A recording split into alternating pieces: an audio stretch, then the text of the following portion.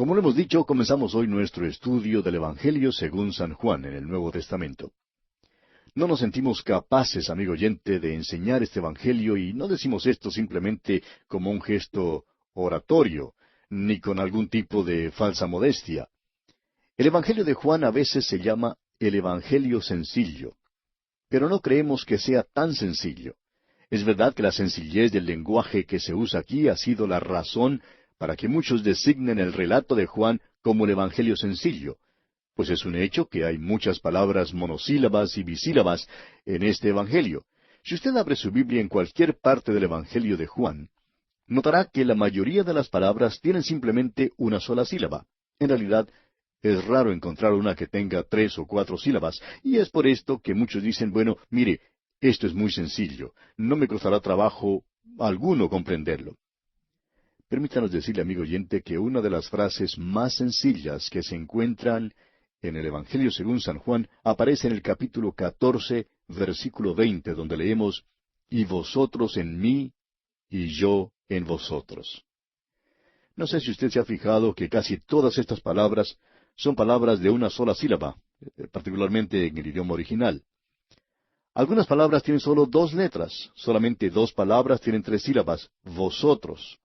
Creemos que cualquier niño de 6 años podría decirle el significado de cualquiera de estas palabras. Pero al juntar estas palabras, amigo oyente, leemos, y vosotros en mí, y yo en vosotros. Y al filósofo o al teólogo más sagaz, nunca le será posible sondear las profundidades del significado de esta frase. Eso es lo que queremos decir, amigo oyente, que estamos llegando al Evangelio más profundo de todos. Creemos que es el más difícil para entender. Claro que podemos comprender su significado superficial, porque sabemos el sentido de las palabras, pero eso no quiere decir que lo comprendamos a cabalidad. No, de ninguna manera. Tenemos aquí un Evangelio para el cual necesitamos en verdad del Señor Jesucristo para que Él sea nuestro Maestro. Antes de entrar en el texto mismo, hay algunas cosas que creemos debemos estudiar a manera de introducción. Creemos que esto servirá para prepararnos para nuestro estudio de este Evangelio. Veamos primeramente algo sobre su autor. Juan, el apóstol, fue el escritor. Era hijo de Zebedeo y de Salomé, y hermano de Santiago. Usted puede referirse a las siguientes citas bíblicas: Marcos 1, 19 y 20. También Mateo 20, 20. Y también aquí en el Evangelio según San Juan, capítulo 21, versículos 20 al 24. La Escuela de Teología de Tübingen, Alemania, ha dudado seriamente la paternidad literaria de Juan el Apóstol, y con ella también lo han hecho muchos teólogos liberales que no creen en la inspiración de la Biblia. Sin embargo, estas objeciones han sido completamente refutadas, y la paternidad joánica es aceptada hoy en día por una competente erudición bíblica. Un joven que estudiaba en un seminario bíblico era muy bromista. No era el mejor erudito en el seminario, pero tenía la habilidad de llegar al corazón de un asunto. Varios jóvenes se habían juntado para seguir un cursillo cuyo propósito era determinar quién era el autor de este Evangelio. Se estudió varias sugerencias que habían sido propuestas, y luego el tema de la discusión era si Juan había escrito o no este Evangelio. Cuando se consideró toda la evidencia, se llegó a la conclusión de que Juan sí había escrito este Evangelio. Entonces, este joven bromista dijo, «Bueno, hemos desperdiciado todo el semestre. Yo creía y sabía que Juan había escrito este Evangelio cuando esta clase comenzó. Y ahora me vuelvo a encontrar donde primero empecé». Y amigo oyente, ¿le es posible a usted también desperdiciar mucho tiempo con los teólogos liberales hoy en día? Le llevarán por una senda florida y plantearán muchas objeciones en cuanto a muchos temas. Eso le podemos asegurar. Pero, ¿le es posible a usted saber sin lugar a dudas que Juan el Apóstol es el autor de este Evangelio? Consideremos entonces las evidencias.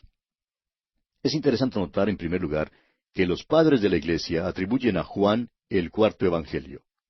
Teófilo fue obispo de Antioquía y vivió alrededor del año 180 después de Jesucristo. Irenio vivió más o menos en el año 190 después de Jesucristo. Fue alumno de Policarpo, quien a su turno fue alumno de Juan. Clemente de Alejandría en Egipto vivió alrededor del año 200 después de Jesucristo.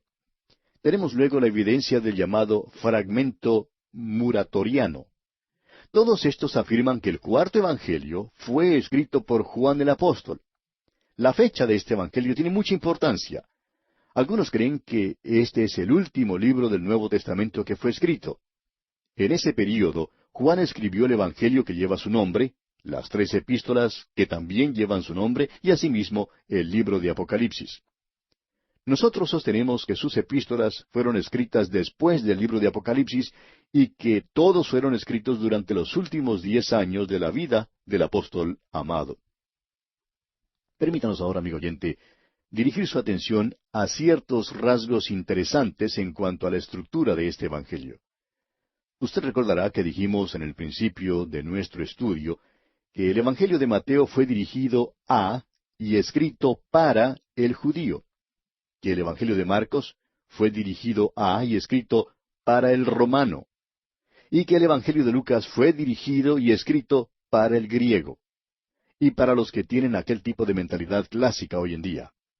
Ahora, el evangelio de Juan fue escrito para suplir la necesidad de las grandes masas del Oriente. Estos hombres eran miserables. Es verdad que muchos eran ricos, muy ricos, pero muchos más vivían en la más abyecta pobreza. Sin embargo, todos tenían gran necesidad y mucha hambre espiritual. Fue del Oriente de donde vinieron los magos diciendo la pregunta, ¿dónde está el rey de los judíos que ha nacido? Porque su estrella hemos visto en el Oriente y venimos a adorarle, allá en Mateo capítulo 2. Juan suple la necesidad de este tipo de mentalidad. Después de todo, los antecesores de todos nosotros realmente provenían de aquella región. Cam, Sem y Jafet vivieron en el Oriente. El reino de Babilonia era un gran reino camítico. Abraham, hijo de Sem, venía de esa región. Desde aquella región vinieron los hijos de Jafet. Todos, pues, provenimos de esta región y siempre hemos sido un pueblo necesitado. Hoy en día, esto habla de usted y de mí, amigo oyente, y puede ser que es precisamente por esto que el Evangelio de Juan ha sido recibido y estudiado tan universalmente. El autor de estos estudios bíblicos, el doctor J. Vernon McGee, cuenta que cuando estudiaba en la universidad, trabajaba para un periódico local y por eso había tratado de dividir los evangelios en estos estudios bíblicos, más o menos como se divide un diario en sus partes. Después de todo, la palabra evangelio significa buenas nuevas, o sea, buenas noticias. Claro que los diarios generalmente contienen las peores noticias, incluyendo las noticias en cuanto a las defunciones. Pero bueno, tenemos aquí una división. Mateo es la página que lleva los avisos y los anuncios. He aquí el reino de los cielos se ha acercado, dice allí. Lucas, por su parte, lleva las ediciones extras. Lucas es el único que relata los cánticos de la Natividad y las parábolas del buen samaritano y del hijo pródigo. Marcos, por su parte, lleva los encabezamientos, es decir, los titulares llamativos. Dice, He aquí mi siervo. Y Juan escribe los editoriales. Ha escrito en cuanto al pan de vida, el agua de vida, la vid verdadera y la vida cristiana. Ahora, los 3 primeros evangelios se llaman los evangelios sinópticos porque los 3 son escritos desde el mismo punto de vista y de un modo similar. Pero el cuarto evangelio es diferente. En primer lugar, Mateo y Marcos presentan con énfasis especial los milagros de Jesús y Lucas da atención a las parábolas. En cambio, Juan no hace ninguna de las dos cosas. En segundo lugar, los milagros de Jesús en el Evangelio según San Juan son dados como señales y fueron elegidos con muchísima discriminación para interpretar ciertas grandes verdades. Por ejemplo, Jesús, mediante un milagro, alimenta a 5,000 y pronuncia entonces su discurso sobre el pan de vida. Hay 11 señales con sus aplicaciones específicas en el Evangelio según San Juan. Ahora, en tercer lugar, no hay parábolas en el cuarto Evangelio. Algunas versiones han usado la palabra parábola en el capítulo 10, versículo 6, pero no es la palabra griega parabole, que se usa comúnmente en Lucas, sino paroimia. La versión Reina Valera la traduce correctamente con la palabra alegoría. La historia del buen pastor, por ejemplo, no es una parábola, sino un discurso. Ya hemos mencionado la sencillez del lenguaje en el Evangelio de Juan. Es notable en verdad. Sin embargo, este es el Evangelio más profundo y por eso es bastante difícil sondear su significado. Juan nos da un orden cronológico que es bueno notar. Por ejemplo, en el primer capítulo, versículo 35, dice, el siguiente día. Y luego, en el versículo 43 del mismo capítulo, repite, el siguiente día. No solo nos da un orden lógico de sucesión, sino también un orden cronológico. También presta atención a lugares y ciudades, por ejemplo, Betábara, al otro lado del Jordán, en el capítulo 1, versículo 28. Caná de Galilea, en el capítulo 2, versículo 1. Aunque la deidad de Cristo es el tema predominante en este Evangelio, la humanidad de Cristo no se pierde de vista y en verdad es acentuada en forma especial. No sé si usted se ha fijado en el hecho de que Juan es el único de los evangelistas que nos cuenta el viaje de Jesús por Samaria y cómo se sentó junto al pozo y que estaba cansado del camino. ¿Puede usted pensar en otra cosa que sea más humana que esa?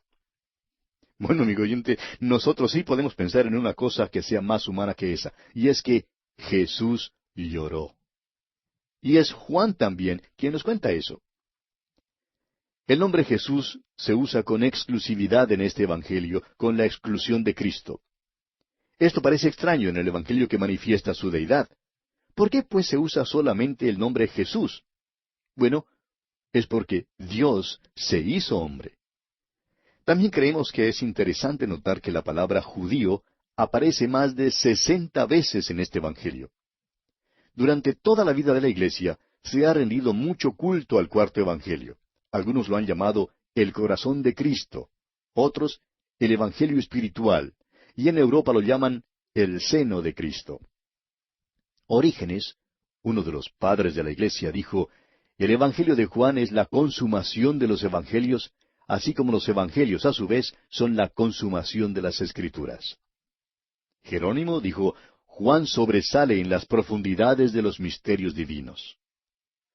Culros lo expresó así, creo que las Escrituras de Juan han sido enjugadas por más lágrimas de penitentes y que han ganado más corazones para el Redentor que todas las demás juntas. El doctor A. T. Pierson escribió, toca el mismo corazón de Cristo.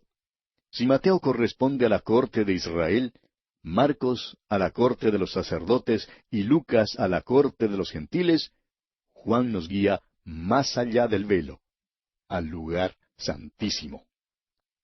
El doctor A. Hayes ha dicho, al leerlo, recibimos la seguridad de que aquí por fin tenemos una descripción digna y adecuada de la vida de Jesús entre los hombres. Como ya lo dijimos, la deidad de Jesús es el tema que predomina en este Evangelio. El carácter mesiánico de Cristo es un tema que también tiene prioridad. Esto se declara sucintamente en el capítulo 20 de este Evangelio, versículos 30 y 31, y creemos que debe ser considerado con la misma clave de este Evangelio. Dice allí en Juan 20, 30 y 31, hizo además Jesús muchas otras señales en presencia de sus discípulos, las cuales no están escritas en este libro, pero éstas se han escrito para que creáis que Jesús es el Cristo, el Hijo de Dios, y para que creyendo tengáis vida en su nombre. Hay un movimiento poderoso que es expresado en el capítulo 16, versículo 28. Dice allí, salí del Padre, y he venido al mundo. Otra vez dejo el mundo, y voy al Padre. Dios se hizo hombre. Esta es la declaración simple de la verdad sublime. Estas cosas son todas relatadas con un fin específico, para engendrar fe en el corazón del hombre. La palabra cree, por ejemplo, se usa más de 100 veces en este Evangelio de Juan. Pero en contraste, aparece menos de 40 veces en los Evangelios sinópticos. La palabra fe no aparece aquí en Juan, pero se halla en los otros Evangelios. La expresión vida eterna aparece 35 veces, pero solamente 12 veces en los evangelios sinópticos. De modo que lo que tenemos aquí, amigo oyente, en este evangelio es el verbo activo cree, el que se usa generalmente con cree en o cree a. Es un acto de la voluntad y no un consentimiento estático. No significa solo el hacer una señal afirmativa o aceptar solamente con el intelecto las verdades del Evangelio.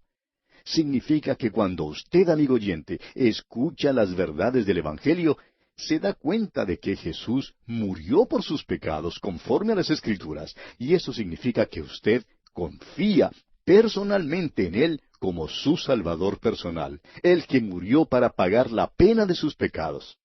Es muy importante que veamos esto. Veamos, pues, en los pocos momentos que nos restan, el bosquejo que seguiremos en nuestro estudio de este Evangelio. Hemos dividido este Evangelio de una manera que creemos es muy sencilla. El prólogo lo encontramos en el capítulo 1, en los versículos 1 al 18.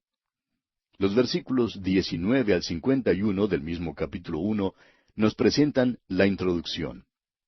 El testimonio de obras y palabras lo encontramos en los capítulos 2 al 12. El testimonio de Jesús a sus testigos lo tenemos en los capítulos 13 al 17. Tenemos luego el discurso del aposento alto. Y el testimonio de Jesús al mundo entero lo encontramos en los capítulos 18 al 20. El capítulo 21 nos presenta el epílogo que nos habla del Cristo glorificado. Y estamos pues listos para comenzar nuestro estudio del prólogo. Y amigo oyente, esta es sin duda alguna una de las secciones más profundas de las Escrituras que jamás encontremos. Y no creemos que ninguno de nosotros podrá entenderla cabal o aún adecuadamente. Solo podremos pararnos al borde de estas grandes verdades. Dirigiremos nuestra atención a las cosas que caracterizan a este Evangelio y que contribuyen a un mejor entendimiento de su contenido. El capítulo 1 de Juan lo hemos dividido, como ya dijimos, en dos secciones. Primero, el prólogo a este Evangelio que se encuentra contenido en los versículos 1 al 18. Y en segundo lugar, la introducción al Evangelio de Juan que se encuentra contenida en los versículos 19 al 51 del capítulo 1. Ahora, el tema central del capítulo 1 es el logos, o sea, el verbo o la palabra. Pero siendo que nuestro tiempo ya se ha agotado lamentablemente, vamos a detenernos aquí por esta ocasión y entraremos de lleno en nuestro estudio del capítulo 1 en nuestro próximo programa. Le aconsejamos leer todo este capítulo antes de nuestro próximo programa, de modo que se familiarice con el tema que vamos a considerar.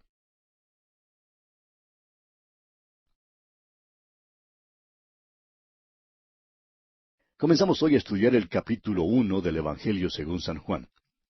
Y como decíamos en nuestro programa anterior, hemos dividido este capítulo en dos secciones principales.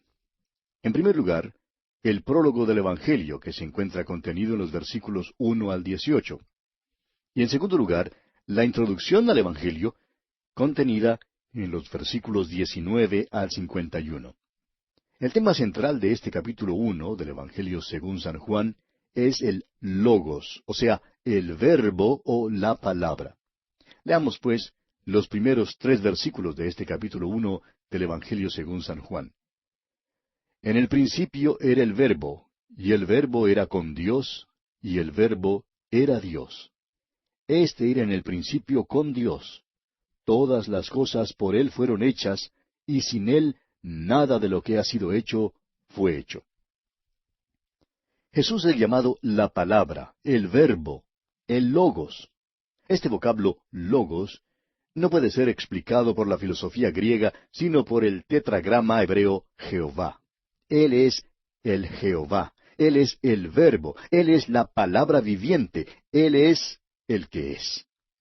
El verbo o palabra es uno de los nombres más altos y más profundos que se le da al Señor Jesucristo. Este no es el logos de la filosofía griega. Más bien, Él es lo equivalente a la palabra Jehová de las Escrituras hebreas, el verbo de Dios. Y fíjese usted cuán importante es el verbo en el Antiguo Testamento. Por ejemplo, el nombre para Jehová nunca podía ser pronunciado por los israelitas. Era una palabra tan santa que nunca la usaban.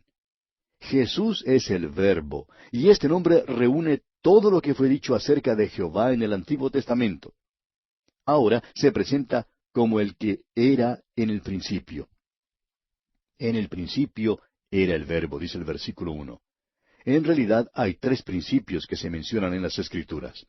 Un principio se encuentra en Génesis, capítulo 1, versículo 1, y se remonta hasta la creación del universo físico. No se puede poner fecha a este evento y no estamos nada de acuerdo con alguien que trata de ponerle fecha. Es una tontería decir que todo comenzó allá por el año 4004 antes de Cristo, como algunos han afirmado. Lo que algunos científicos dicen, sin embargo, es tan tonto como eso. Descubren un hueso por allá en África y tratan de ponerle fecha y dicen que data de 2000 millones de años. Permítanos decirle, amigo oyente, que eso no lo sabemos de ninguna manera. Lo que nosotros creemos es que la Tierra ha estado aquí por unos, trillones o quizás quintillones de años. Ha estado aquí por mucho tiempo. Después de todo, tenemos un Dios de la eternidad. ¿Qué cree usted que Dios haya estado haciendo en el pasado? Bueno, opinamos que un gran drama ha tenido lugar en la eternidad pasada y que ni usted ni yo sabemos nada en cuanto a eso. Creemos que este universo ha estado aquí por mucho tiempo y creemos que es una presunción nuestra pensar que Dios haya esperado la aparición del hombre para crear su universo. Ahora, lo interesante es que el principio que se menciona aquí ya queda en el tiempo pasado cuando se menciona. Cuando volvemos a la creación, Él ya era. Y note usted que la palabra usada aquí no es, sino era. En el principio era el verbo. En griego, esta palabra está en el pasado imperfecto del verbo y denota una acción que es continua. Pues vuelve al principio, a la creación, a 2 o 3 billones de años o quizás mucho más antes. El Señor Jesús viene desde la eternidad y Él ya es tiempo pasado. En el principio era el verbo. Si volvemos a hace billones y trillones de años antes de la creación, Jesús todavía sale desde la eternidad anterior. Por tanto, aquí tenemos un principio que en realidad no es un principio. Es un principio al cual no nos es posible ni siquiera comenzar a regresar, ni formarnos una idea de ello. Él es el anciano de días, y su cabello es tan blanco como la nieve, y ya lo era hace billones y trillones de años. En aquel entonces ya era. En el principio era el verbo. En el griego original son solamente 5 palabras, y no hay ni un solo hombre en toda la tierra que pueda ponerle fecha, ni comprender o sondear esta frase. Así es que, con esta primera declaración tremenda, comienza nuestro estudio en la infinidad del tiempo y del espacio. Ahora, la segunda declaración es esta: y el verbo era con Dios. Esta expresión aclara que Jesús es diferente y distinto a Dios el Padre. No se puede identificarlo como Dios el Padre porque Él es con Dios. Pero alguien dirá que si Él es con Dios, entonces Él no es Dios. Pero la tercera declaración aclara esto también. Y el Verbo era Dios. Esta es una declaración clara y enfática, la cual expresa que el Señor Jesucristo es Dios. El hecho es que el griego es aún más específico que esto, porque en el idioma griego, la palabra que lleva importancia se coloca al principio de la oración. En el griego, esta frase se lee así: Dios era el Verbo. Y amigo oyente, eso es enfático. No se puede ser más enfático que eso. ¿Cree usted que se pueda negar la deidad de Cristo? Amigo oyente, no le es posible negar la deidad de Cristo. Las primeras 3 declaraciones en el Evangelio según San Juan lo resumen todo. En el principio era el Verbo, y el Verbo era con Dios, y el Verbo era Dios. Ahora es verdad que hay algunas sectas que tratan de negar la deidad de Jesucristo, pero para tratar de afirmar tal cosa, han tenido que recurrir a un estratagema realmente diabólico y engañoso. Es la estratagema de publicar su propia supuesta traducción de la Biblia, en la que presentan su propio punto de vista, en lugar de lo que dice el griego original en este pasaje. Ahora, fíjese usted también que Jesús es el Creador. Los versículos 2 y 3 dicen: Este era en el principio con Dios. Todas las cosas por Él fueron hechas, y sin Él nada de lo que ha sido hecho fue hecho. ¿Se fija usted? Todas las cosas por Él fueron hechas. Jesús es el Creador. Y ahora el versículo 4 dice, en Él estaba la vida, y la vida era la luz de los hombres. Ahora esto no significa simplemente que Él estaba vivo, aunque claro es que eso es verdad. Había vida en Él, pero el hecho es que los hombres necesitan de vida. Todos están muertos en delitos y pecados, según lo que dice la Biblia en Efesios 2:1. Y permítanos citar ese pasaje. Dice allí el apóstol Pablo, y Él os dio vida a vosotros cuando estabais muertos en vuestros delitos y pecados. Lo que los hombres necesitan, aún hoy en día, amigo oyente, es la vida. En Él, pues, estaba la vida, y la vida era la luz de los hombres. Ahora Jesús es la luz, y la vida, dice aquí, era la luz de los hombres. Ahora Jesús es contrastado con Juan el Bautista. Leamos los versículos 6 y 7 de este capítulo 1 de Juan. Hubo un hombre enviado de Dios, el cual se llamaba Juan. Este vino por testimonio para que diese testimonio de la luz, a fin de que todos creyesen por él. Juan el Bautista dio testimonio de la luz. Él no era la luz, simplemente dio testimonio de ella. Continuemos con los versículos 8 y 9. No era él la luz, sino para que diese testimonio de la luz. Aquella luz verdadera que alumbra a todo hombre venía a este mundo. Tenemos aquí una declaración tremenda, amigo oyente, porque la luz viene de la palabra de Dios. Sin la palabra de Dios no hay luz. Cuando los hombres vienen a la palabra de Dios, entonces están en la luz. El apóstol Juan en su primera carta, capítulo 1, versículo 7, dice, pero si andamos en luz, como Él está en luz. Ahora, ¿cuál luz? La luz de la palabra de Dios. Esta luz alumbra a todo hombre que viene a este mundo. Eso es, alumbra a cualquier hombre que venga a la luz. Es simplemente como el sol que brilla sobre cada hombre que sale a la luz del sol. Pero hay quienes están por allí abajo en sus cuevas, a los cuales la luz del sol no llega. Es necesario venir a la luz. Leamos ahora los versículos 10 y 11 de este capítulo 1 de Juan. En el mundo estaba, y el mundo por él fue hecho, pero el mundo no le conoció. A lo suyo vino, y los suyos no le recibieron. Esta era la tragedia del mundo, y todavía es la tragedia del mundo hoy. El Creador bajó a esta tierra y fue hecho carne. Sin embargo, el mundo no le reconoce y le rechaza. Hay quienes limitan la declaración que leemos aquí en el versículo 11 que dice, a lo suyo vino, diciendo que significa que sólo vino a la nación de Israel, a su propio pueblo. Pero nosotros creemos que abarca más, amigo oyente. Vino a su propio mundo, porque Juan acaba de hablar en cuanto al hecho de que Él hizo el mundo. Vino a su propio mundo y su mundo no le recibió. Se trata de un rechazo universal de Él. Pero fíjese lo que dice aquí en los versículos siguientes, versículos 12 y 13. Mas a todos los que le recibieron. Y nosotros damos en realidad gracias a Dios por esta palabrita todos. Todos tiene una proyección universal, porque nos incluye a usted y a mí, amigo oyente. Todos los que le recibieron. Ahora, ¿qué les pasa? A todos los que le recibieron, a los que creen en su nombre, continúa el versículo, les dio potestad de ser hechos hijos de Dios. Y luego dice en el versículo 13, los cuales no son engendrados de sangre, ni de voluntad de carne, ni de voluntad de varón, sino de Dios. La frase, los cuales no son engendrados, indica que la vida solo puede venir por medio de un renacimiento. Viene a aquellos que reciben a Cristo, a los que creen en su nombre. Veamos estas frases más de cerca, los cuales no son engendrados de sangre.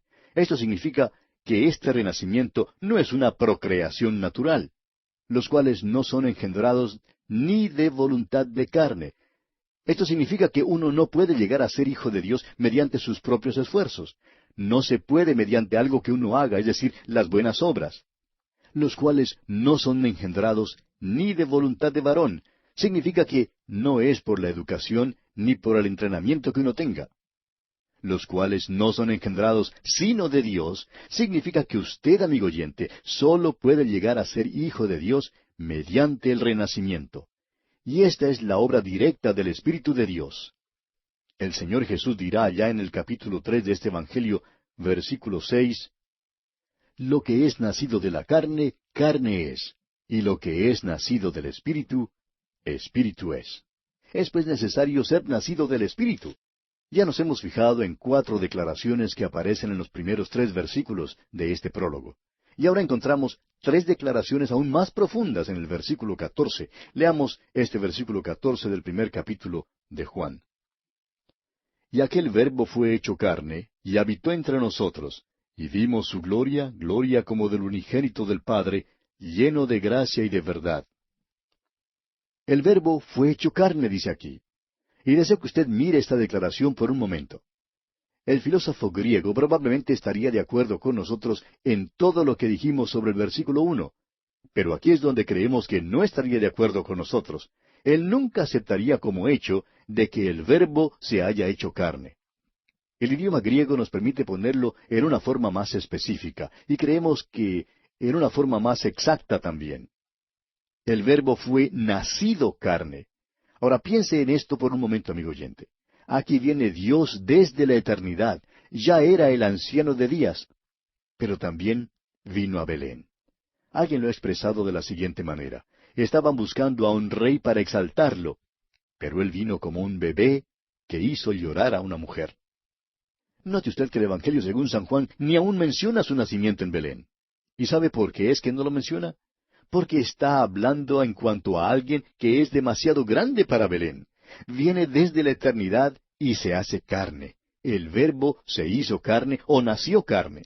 Por tanto, esta es la historia de la Navidad, aquí en el Evangelio según San Juan, y es importante que veamos esto. Nació carne.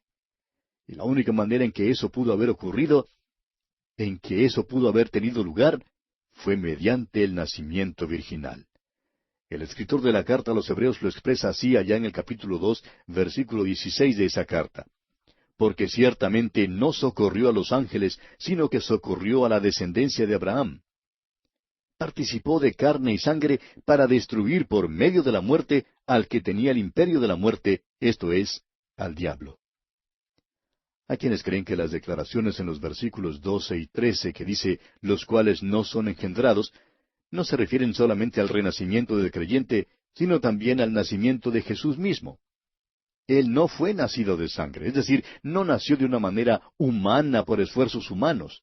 Tampoco nació de voluntad de carne, carne humana, ni de voluntad de varón, sino de Dios. Y aquel Verbo fue hecho carne, dice. Esta es la historia navideña. Fue nacido carne. El profeta Isaías dice en el capítulo 9 de su profecía, versículo 6, porque un niño nos es nacido, hijo nos es dado. Un bebé nació en Belén, pero el hijo vino desde la eternidad. El niño fue nacido, pero el hijo fue dado. Ahora, la segunda declaración, en este versículo 14 del capítulo 1 del Evangelio según San Juan, es que el Verbo habitó entre nosotros. La palabra habitó es la palabra griega skenos, que tiene el sentido de acamparse. La palabra skenos significa tienda. El apóstol Pablo se sirve de esta misma figura en su segunda carta a los Corintios, capítulo 5, versículo 1, donde compara nuestros cuerpos, en los cuales vivimos, con pequeñas tiendas o carpas. Son tan frágiles como una tienda, amigo oyente. El apóstol Pablo dice, porque sabemos que si nuestra morada terrestre, este tabernáculo, o sea, esta tienda se deshiciere, tenemos de Dios un edificio, una casa no hecha de manos, eterna en los cielos. Esta pequeña tienda en la cual vivimos puede ser tumbada en una noche por un simple vientecito. Puede ser quitada en un instante. Pero, porque usted y yo, amigo oyente, vivimos en estas pequeñas tiendas, el Dios de la eternidad bajó a esta tierra y se hizo carne y habitó entre nosotros. Esa es la segunda gran declaración en este versículo 14 del primer capítulo del Evangelio según San Juan. Y tenemos luego la tercera declaración, y es, y vimos su gloria, gloria como del unigénito del Padre, lleno de gracia y de verdad. Aquí hay una nueva declaración. La pregunta que nos hacemos naturalmente es, ¿no se limitó a haciéndose carne? Y Juan nos responde, espere un momento, fue lleno de gracia y de verdad.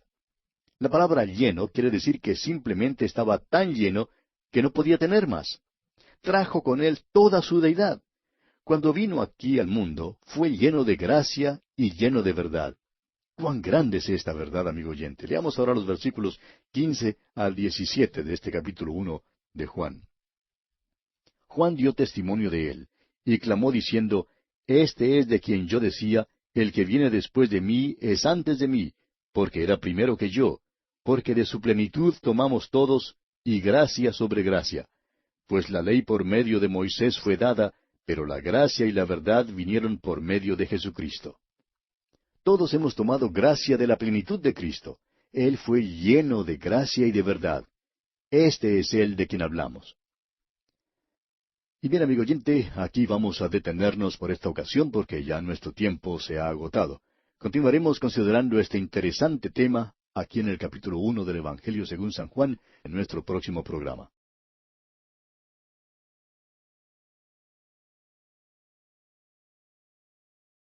Continuamos hoy estudiando el capítulo 1 del Evangelio según San Juan. Y en nuestro programa anterior estábamos hablando de las tres declaraciones importantísimas que habíamos visto en el versículo 14 de este primer capítulo del Evangelio de Juan. Y decíamos que la primera declaración fue, el Verbo fue hecho carne. Es decir, el Verbo fue nacido carne. Dios viene desde la eternidad y se hace carne.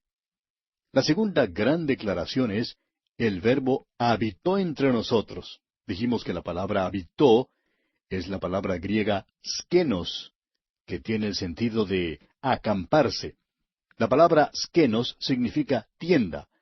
Y el apóstol Pablo se sirve de esta misma figura en su segunda carta a los Corintios, capítulo 5, versículo 1, donde compara nuestros cuerpos, en los cuales vivimos, con pequeñas tiendas o carpas. Y él dice allí, porque sabemos que si nuestra morada terrestre, este tabernáculo, se deshiciere, tenemos de Dios un edificio, una casa no hecha de manos, eterna en los cielos. Esta pequeña tienda en la cual vivimos puede ser derrumbada en una noche por un simple vientecito, puede ser quitada en un instante. Y a causa de que usted y yo, amigo oyente, vivimos en estas pequeñas tiendas, el Dios de la eternidad bajó a esta tierra y se hizo carne y habitó entre nosotros. Esa es la segunda gran declaración en este versículo 14. Y la tercera declaración es, y vimos su gloria, gloria como del unigénito del Padre, lleno de gracia y de verdad. La pregunta que dijimos surgía aquí es, ¿no se limitó a haciéndose carne? Y Juan nos responde, espere un momento, fue lleno de gracia y de verdad. Ahora, la palabra lleno quiere decir simplemente que estaba tan lleno que no podía tener más. Trajo con él toda su deidad. Cuando vino acá, fue lleno de gracia y lleno de verdad. Luego en los versículos 15 al 17 vimos que todos hemos tomado gracia de la plenitud de Cristo, porque Él fue lleno de gracia y lleno de verdad. Llegamos ahora a otro versículo que está lleno de declaraciones de grandes verdades. El versículo 18. Escuche usted. A Dios nadie le vio jamás. El unigénito Hijo que está en el seno del Padre, Él le ha dado a conocer. A Dios nadie le vio jamás.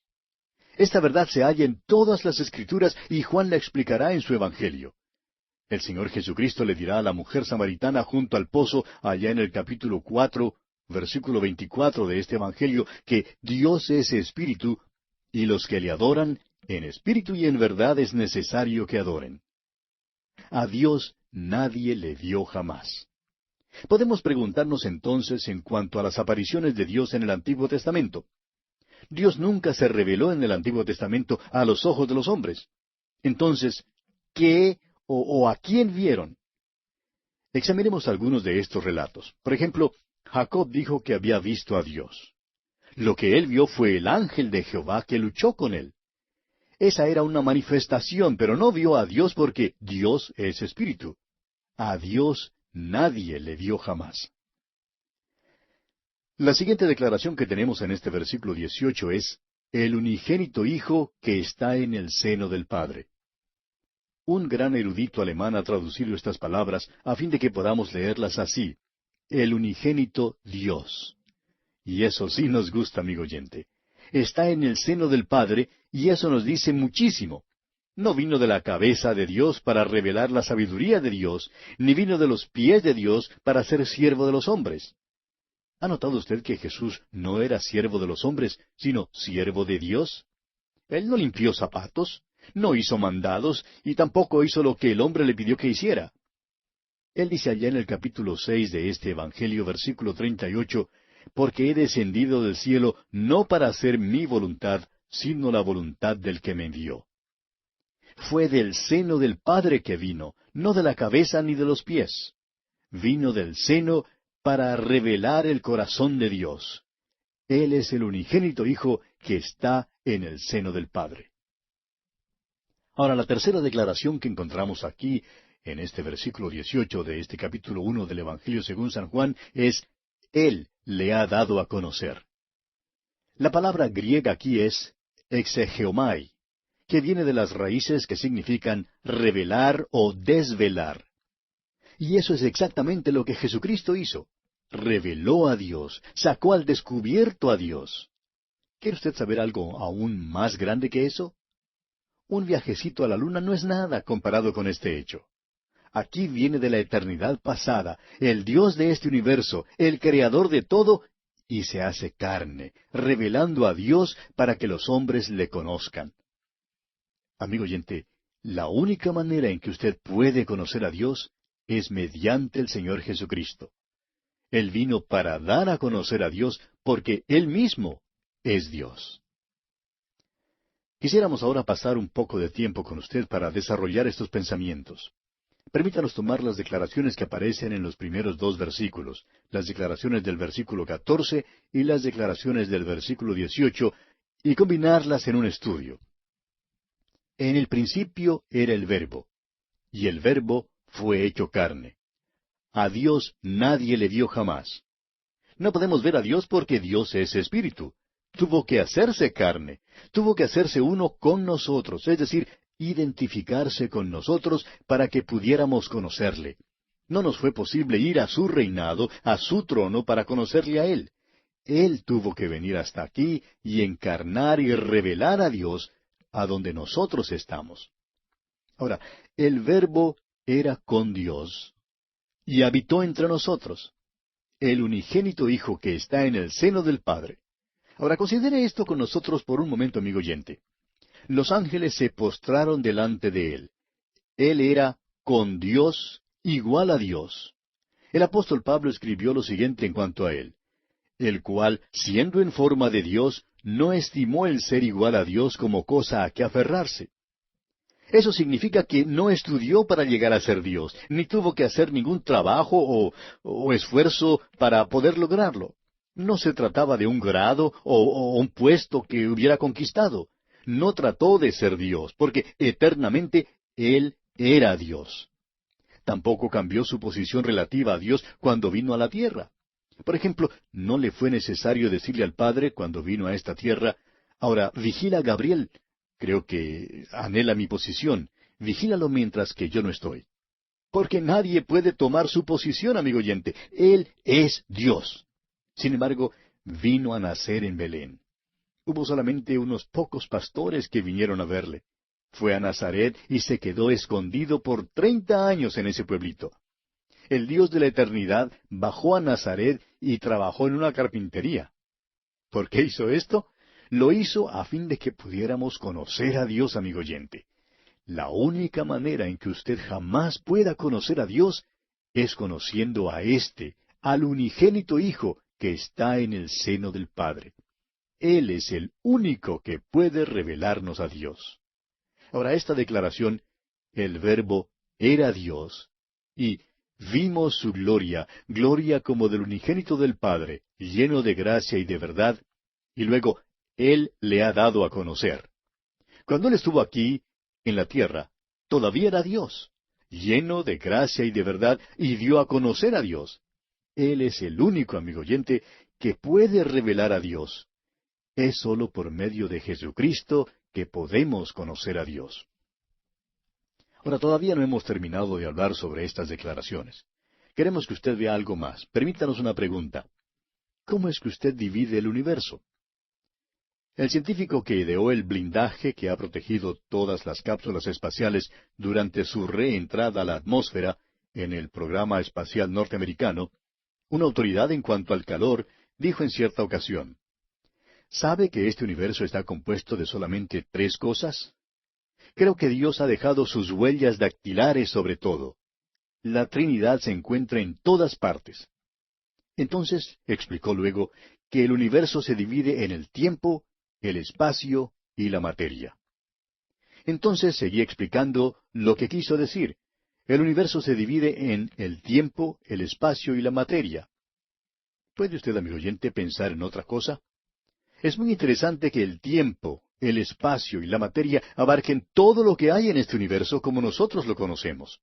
El tiempo puede ser dividido en solamente tres partes: el pasado, el presente y el futuro. ¿Puede usted pensar en otra forma? Ahora, el espacio, por ejemplo, se puede dividir en lo largo, lo ancho y lo alto. ¿Habrá acaso otra dimensión? Y en la materia tenemos la energía, el movimiento y el cambio o fenómeno. Esas son las tres divisiones de las tres divisiones. El universo en que vivimos es una seña de la Trinidad. Hablemos entonces por unos momentos sobre el universo. Vamos a mirar la encarnación para ver cómo es que se relaciona con nuestra observación del universo. El versículo 1 de este capítulo 1 de Juan dice: en el principio era el Verbo, y el Verbo era con Dios. Esto se remonta hasta allá, a la eternidad pasada, y aquí tenemos tanto al tiempo como al espacio. Luego el versículo 14 nos dice: y aquel Verbo fue hecho carne. Es decir, bajó al espacio físico. El que no estimó el ser igual a Dios como cosa a que aferrarse, descendió a la tierra, vino a Belén, a un pequeño sitio geográfico. Amigo oyente, Él sí que estuvo en órbita en el espacio. Nuestro viajecito a la luna no ha de ser ni aun comparado con el hecho de que Él vino desde la misma gloria del cielo, y que vino para padecer hasta la muerte, y muerte de cruz. Luego el versículo 18 nos dice: a Dios nadie le vio jamás. El unigénito Hijo que está en el seno del Padre, Él le ha dado a conocer. Es decir, fue hecho materia, se hizo hombre, se hizo carne, para que los hombres pudieran ver y conocer a Dios. Por tanto, vemos aquí el tiempo, el espacio y la materia, todos involucrados en la encarnación. En realidad, no sería posible seguir y subdividir esto aún más. Pero pasemos ahora a considerar por unos momentos el tiempo. Ya declaramos que el tiempo se divide en el pasado, el presente y el futuro. Vamos a mirarlo. El versículo 1 dice: en el principio era el Verbo. Eso es pasado. Y aquel Verbo fue hecho carne. Eso es presente. En nuestros tiempos, en los tiempos del hombre, Él vino y se hizo carne. Luego el versículo 18 nos declara: a Dios nadie le vio jamás. El unigénito Hijo, Él le ha dado a conocer. Y eso encierra el futuro. El apóstol Pablo dijo al final de su vida: a fin de conocerle y el poder de su resurrección. Jesús le ha dado a conocer para que en el futuro estemos en su presencia y veamos lo maravilloso que será cuando le conozcamos. Consideremos ahora el espacio. En el principio era el Verbo. Eso es lo largo. Se extiende por la eternidad. Lo ancho es: aquel Verbo fue hecho carne y habitó entre nosotros. Y lo alto es que a Dios nadie le vio jamás. Él le ha dado a conocer. Vino desde las alturas para poner a Dios a la vista de nosotros. Y consideremos por último la materia. En el principio era el Verbo, y el Verbo era con Dios. Todas las cosas por Él fueron hechas. Tenemos aquí la energía. Él habló y este universo surgió. Luego encontramos el movimiento porque el Verbo fue hecho carne. Vino desde la gloria del cielo y descendió hasta esta tierra. Y luego el fenómeno más grande en este mundo, amigo oyente, es Jesucristo. Al contemplarle, Él es todas las maravillas del mundo antiguo y todas las maravillas en nuestros tiempos. Todos los descubrimientos de la ciencia no son nada comparados con la maravilla de la encarnación. Dios se hizo carne y vino a esta tierra para darnos a conocer a Dios y para redimir a los hombres. Amigo oyente, no se puede encontrar nada que sea más grande que esto. Y así concluye el prólogo al Evangelio según San Juan. ¿Qué pasaje más importante es este, amigo oyente? Aunque su lenguaje es sencillo, ni a usted ni a mí, amigo oyente, nos será posible sondear sus profundidades en esta vida. Ahora el resto de este primer capítulo constituye lo que hemos llamado la introducción al Evangelio según San Juan. Leamos el versículo 19 de este capítulo 1 de Juan. Este es el testimonio de Juan, cuando los judíos enviaron de Jerusalén sacerdotes y levitas para que le preguntasen, ¿tú quién eres? Este es el primer incidente en la vida de Juan el Bautista mencionado por el apóstol Juan en su registro evangélico. No nos da ningún dato sobre el principio de este hombre, pero podemos enterarnos de la historia de su nacimiento leyendo el Evangelio según San Lucas. Juan dice aquí que nos dará el testimonio de Juan el Bautista, y luego nos cuenta de ciertos sacerdotes y levitas que salieron para preguntarle quién era. En esta pregunta vemos una tentación sutil, porque le ofreció a Juan una oportunidad para causar una buena impresión. Una de sus respuestas la encontramos en el capítulo 3 de este Evangelio, versículo 30, donde él dijo, es necesario que él crezca, pero que yo mengüe. ¿Qué declaración es esta? Es una declaración que todo creyente debe hacer, pero aún más importante es que cada creyente debe vivirla. Es necesario que él crezca, pero que yo mengüe. Amigo oyente, los dos no pueden ocupar el mismo lugar. O Cristo es lo principal en su vida, ocupando el primer lugar, o usted, el yo egoísta, tendrá el primer lugar. Es necesario que Él crezca, pero que yo mengüe, o bien será viceversa. Ahora en nuestro texto encontramos la respuesta que Juan el Bautista le dio a sus interlocutores. Dice aquí en el versículo 20, confesó y no negó, sino confesó, yo no soy el Cristo. ¿Se fija usted? Ellos diestramente insinuaron que él podría ser el Mesías y que ellos tendrían una esperanza mesiánica. Pero Juan aclaró que él no era el Cristo, no era el Mesías. Estaban buscando al Mesías, pero le preguntaron al hombre que no lo era. Por tanto, si él no era el Cristo, entonces, ¿quién era él? Bueno, leamos el versículo 21. Y le preguntaron, ¿qué pues? ¿Eres tú Elías? Dijo, no soy. ¿Eres tú el profeta? Y respondió, no. Como usted ve, Juan es breve y positivo. Sus respuestas son breves y se tornan aún más breves mientras ellos continúan con sus preguntas. Si él no es el Cristo, creen entonces que, bueno, debe ser Elías. Y si no es Elías, creen que tiene que ser aquel profeta. Se refieren a un profeta como Moisés, que había sido prometido en Deuteronomio capítulo 18, versículo 15. Y Juan responde enfáticamente, no. Él tampoco es el profeta predicho allá en el libro de Deuteronomio. Leamos entonces los versículos 22 y 23 de este capítulo 1 de Juan. Le dijeron, pues ¿quién eres? Para que demos respuesta a los que nos enviaron. ¿Qué dices de ti mismo? Dijo, yo soy la voz de uno que clama en el desierto. Enderezad el camino del Señor, como dijo el profeta Isaías. Ellos insisten en que él debe decirles quién es. No pueden volver con un informe que es simplemente un montón de negativas. Por tanto, Juan por fin se identifica. Y note usted que él dice que es una voz. Es que Cristo era el verbo. Juan era la voz. Al escuchar usted el programa hoy, amigo oyente, yo soy simplemente una voz. He tenido la oportunidad y el privilegio de conocer a varios de nuestros radioescuchas, y muchos de ellos me dicen, bueno, ahora tengo una cara para juntarla con la voz que escucho por radio. O bien dicen, muchas veces me he preguntado, ¿cómo será su fisonomía? Amigo oyente, permítame decirle que aquí yo simplemente soy una voz. Y esto era también todo lo que Juan quería decir. Tenía un gran mensaje que dar. Era un mensaje más grande que él. Y francamente, estamos satisfechos de ser simplemente una voz, porque es cierto que el mensaje que tenemos que dar es más grande que el individuo que lo da. Y eso es, creemos nosotros, una de las bellezas del ministerio radial. La personalidad no se involucra tanto. Es simplemente una voz que usted escucha. Y claro que esa voz debe declarar la gloria de Cristo. Bien, amigo oyente, lamentablemente nuestro tiempo se ha agotado y tenemos que detenernos.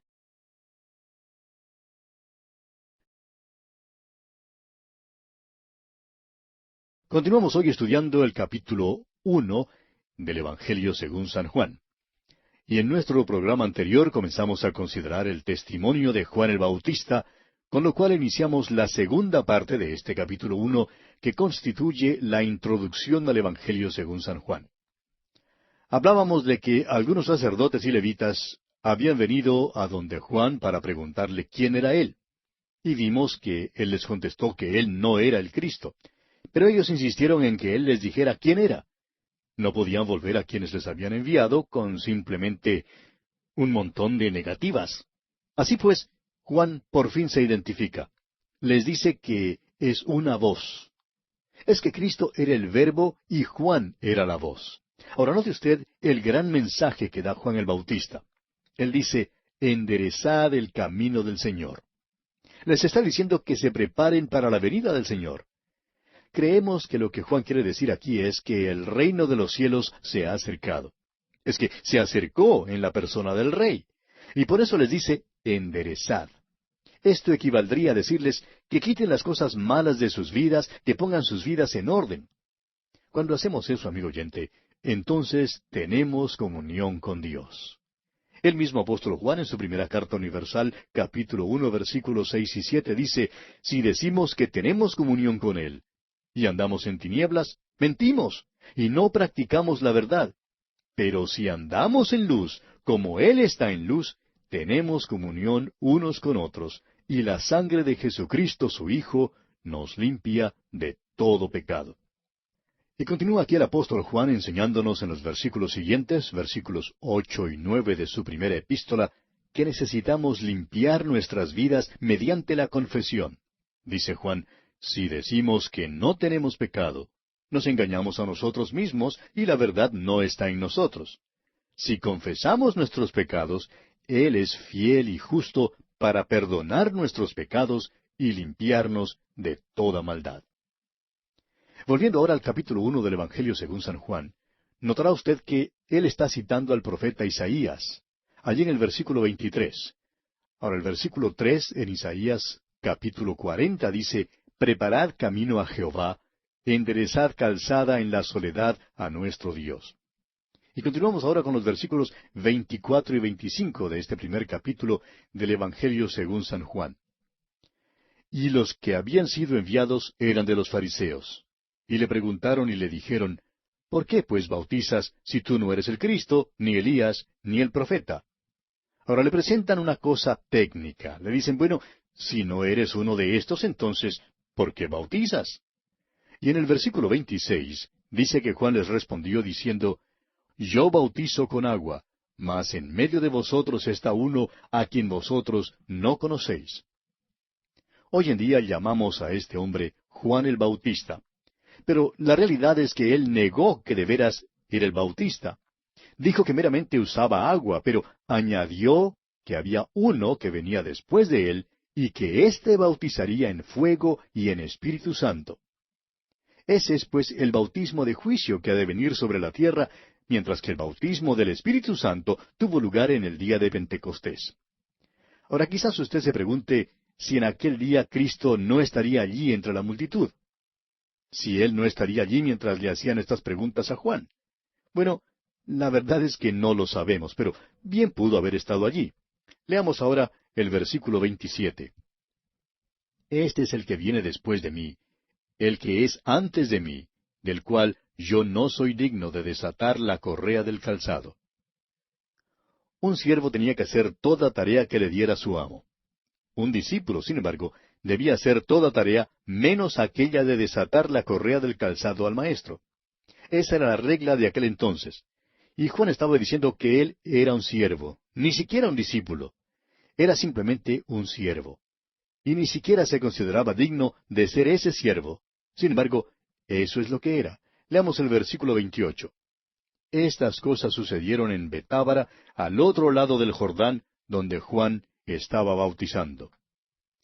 Al principio de este estudio dirigimos nuestra atención al hecho de que Juan nos relaciona con la geografía y el calendario. Tenemos aquí un sitio geográfico en este versículo 28. Y luego, fíjese usted que el próximo versículo, el versículo 29, principia diciendo, el siguiente día. Es decir, que Juan nos está enseñando que Jesús vino desde la eternidad, el Verbo hecho carne, y que ahora está relacionado con nuestro calendario aquí en la tierra y con nuestro reloj. Leamos ese versículo 29. El siguiente día vio Juan a Jesús que venía a él, y dijo, He aquí el Cordero de Dios que quita el pecado del mundo. Aquí Juan le señala, Él es el Salvador. No es tan solo el Mesías, sino también el Salvador. Él es un gran Salvador porque es el Cordero de Dios. Es un Salvador perfecto porque quita el pecado. Es un Salvador todopoderoso porque quita el pecado del mundo. Es un Salvador perpetuo porque quita. No dice que quitó ni que quitará, sino que quita. Y este es el tiempo presente. Esto nos dice que cualquiera puede llegar a Él en cualquier momento. Encontramos aquí el cumplimiento de la respuesta que Abraham le había dado a Isaac hacía muchísimos años. Isaac había dicho, He aquí el fuego y la leña, mas ¿dónde está el cordero para el holocausto? ¿Recuerda usted que lo leímos allá en Génesis capítulo 22, versículos 7 y 8? A lo cual Abraham respondió que Dios proveería. Juan nos dice que Jesús es el Cordero de Dios, el Cordero provisto por Dios. Y esto comprueba que al ofrecer aquellas primeras ofrendas a Dios, Caín había hecho lo malo y que Abel había hecho lo bueno. Abel trajo un corderito. Todos los corderos que fueron matados durante tantos siglos en los altares judíos ahora hallan su cumplimiento en él. Y Juan le señala, He aquí el Cordero de Dios, que quita el pecado del mundo. Continuamos ahora con los versículos 30 y 31. Este es aquel de quien yo dije, Después de mí viene un varón, el cual es antes de mí, porque era primero que yo. Y yo no le conocía, mas para que fuese manifestado a Israel, por esto vine yo bautizando con agua. Juan está diciendo que Jesús es el que bautiza en verdad. Podemos llamarle Jesús el Bautista. Él es quien bautizará en espíritu y en fuego. El bautismo del Espíritu Santo fue cumplido en el día de Pentecostés, y el de fuego es el juicio que todavía ha de venir sobre esta tierra. Continuemos ahora con los versículos 32 al 36 de este primer capítulo del Evangelio según San Juan. Y a propósito, amigo oyente, espero que usted todavía continúe con nosotros, que tenga su Biblia abierta allí en el Evangelio según San Juan capítulo 1 para que siga con nosotros la lectura, de manera que usted también se familiarice con los pasajes que vamos considerando. ¿Está bien? Bueno, versículos 32 al 36, aquí en el capítulo 1 de Juan, dicen, También dio Juan testimonio diciendo, Vi al Espíritu que descendía del cielo como paloma, y permaneció sobre él. Y yo no le conocía, pero el que me envió a bautizar con agua, aquel me dijo, Sobre quien veas descender el Espíritu, y que permanece sobre él, ese es el que bautiza con el Espíritu Santo. Y yo le vi, y he dado testimonio de que éste es el Hijo de Dios. El siguiente día otra vez estaba Juan y dos de sus discípulos. Y mirando a Jesús que andaba por allí, dijo, He aquí el Cordero de Dios. Desde mucho antes, Jesucristo ya era el Cordero de Dios que quita el pecado del mundo. Esto es en cuanto a la obra de Cristo. Ahora dice, He aquí el Cordero de Dios, es decir, Él es el Cordero en persona. Vemos que Juan bautizó a Jesús y que Jesús fue identificado por el Espíritu Santo. De modo que, al ver a Jesús caminando por allí, Juan dice, He aquí el Cordero de Dios. Y continuemos ahora con los versículos 37 al 39 y veamos el principio del ministerio de Jesús. Versículos 37 al 39 de este primer capítulo de Juan. Le oyeron hablar los dos discípulos y siguieron a Jesús. Y volviéndose Jesús y viendo que les seguían, les dijo, ¿Qué buscáis? Ellos le dijeron, Rabí, que traducido es Maestro, ¿dónde moras? Les dijo, Venid y ved. Fueron y vieron dónde moraba, y se quedaron con él aquel día, porque era como la hora 10. Hoy en día, Jesús le extiende a usted, amigo oyente, la misma invitación. Él le dice, venid y ved. Y el apóstol Pedro parece completar esta invitación cuando dice allá en su primera carta, capítulo 2, versículo 3, si es que habéis gustado la benignidad del Señor. Volviendo ahora al capítulo 1 del Evangelio según San Juan, note usted una vez más cuán específicamente se relaciona esto con el tiempo. Dice la última parte del versículo 39, era como la hora 10, es decir, era tarde en la noche. Uno de estos dos, que habían sido discípulos de Juan el Bautista, era Andrés, y lo primero que hace es buscar a su propio hermano Simón. Leamos los versículos 40 al 42 de este capítulo 1 de Juan. Andrés, hermano de Simón Pedro, era uno de los dos que habían oído a Juan y habían seguido a Jesús. Este halló primero a su hermano Simón y le dijo, hemos hallado al Mesías, que traducido es, el Cristo. Y le trajo a Jesús. Y mirándole Jesús dijo, tú eres Simón, hijo de Jonás. Tú serás llamado Cefas, que quiere decir Pedro. La distinción en el idioma castellano entre Pedro y piedra no refleja la fuerza del original arameo y griego, donde una misma palabra designa a la vez la firmeza que caracteriza a la roca y el nuevo nombre. Este hombre Simón era de carácter muy débil, pero nuestro Señor le dijo que sería una piedra. Y tal vez todo el mundo se rió allí ese día porque ninguno creía que Simón llegaría a ser el hombre fuerte que llegó a ser. ¿Quién creyera que este hombre se pararía en el día de Pentecostés para predicar ese poderoso sermón que inició la edad de la iglesia? Continuemos con los versículos 43 y 44. El siguiente día quiso Jesús ir a Galilea, y halló a Felipe y le dijo, sígueme. Y Felipe era de Bethsaida, la ciudad de Andrés y Pedro. Bethsaida está en el mar de Galilea. Sabemos que Pedro, Andrés y Felipe vivían allí y que eran pescadores. Continuemos ahora con los versículos 45 y 46. Felipe halló a Natanael y le dijo, hemos hallado a aquel de quien escribió Moisés en la ley, así como los profetas, a Jesús, el hijo de José de Nazaret. Natanael le dijo, ¿de Nazaret puede salir algo de bueno? Le dijo Felipe, ven y ve. Natanael, amigo oyente, es uno que presume ser sabio y aquí cree decir una agudeza. ¿De Nazaret puede salir algo de bueno? Y tal vez se rió de su propio chiste. Pero Felipe no se rió, simplemente le dijo, ven y ve. Y eso en realidad es lo importante, ven a Cristo. Ahora el versículo 47.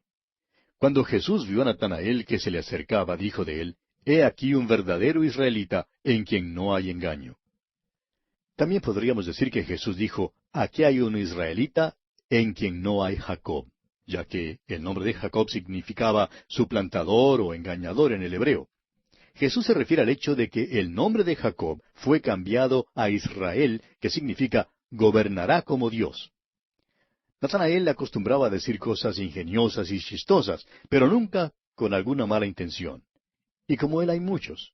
Siempre nos agradan las personas que tienen un sentido del buen humor. Pero la verdad es que tememos al hombre que no lo tiene. Y por eso nos gusta Natanael. No hay Jacob en este hombre, un israelita en quien no hay engaño. Continuemos ahora con los versículos 48 y 49. Le dijo Natanael, ¿de dónde me conoces? Respondió Jesús y le dijo, antes que Felipe te llamara, cuando estabas debajo de la higuera, te vi. Respondió Natanael y le dijo, Rabí, tú eres el Hijo de Dios, tú eres el Rey de Israel. El Señor Jesucristo tuvo dos discípulos que tuvieron muchas dudas. Uno, que las tuvo al principio de su discipulado, fue Natanael, y el otro, que las tuvo al final, fue Tomás. Este hombre, este que duda, este que se pregunta si algo de bueno puede salir de Nazaret, confiesa inmediatamente que Jesús es el Hijo de Dios, el Rey de Israel. Y son muchos los hombres que hoy en día todavía hacen la misma pregunta. ¿De Nazaret puede salir algo de bueno? Nuestro Señor Jesucristo pasó allí 30 años. Veamos ahora el versículo 50. Respondió Jesús y le dijo, porque te dije, te vi debajo de la higuera, ¿crees? Cosas mayores que estas verás. Natanael había confesado que el Señor Jesús era el Hijo de Dios y el Rey de Israel. y eso revela que algo de mucha importancia había salido de Nazaret. Pero el Señor más o menos le reprende y le pregunta que si era simplemente porque le dijo que le había visto debajo de la higuera que había creído. Y Jesús le promete que vería cosas mayores que esas en los próximos 3 años. Y la verdad fue que Natanael vio cosas mucho mayores que estas. Sin embargo, Jesús sigue contándole aún más. Leamos el versículo 51. Y le dijo, de cierto os digo, de aquí adelante veréis el cielo abierto y a los ángeles de Dios que suben y descienden sobre el Hijo del Hombre. Nuestro Señor había dicho a este hombre, he aquí un verdadero israelita en quien no hay engaño. Y ahora nuestro Señor sigue hablándole y se refiere al incidente en la vida del patriarca Jacob, quien cuando era joven tuvo que salir de su hogar huyendo. Tuvo que salir de su casa porque su hermano Esaú le buscaba para matarle. Pasó su primera noche fuera del hogar allá en Betel, y allí el Señor se le apareció y vio una escalera que bajaba del cielo. Por esa escalera los ángeles subían y descendían. El significado para Jacob era que Dios no había perdido contacto con él, que Dios siempre estaría con él, aunque hubiera salido de su hogar.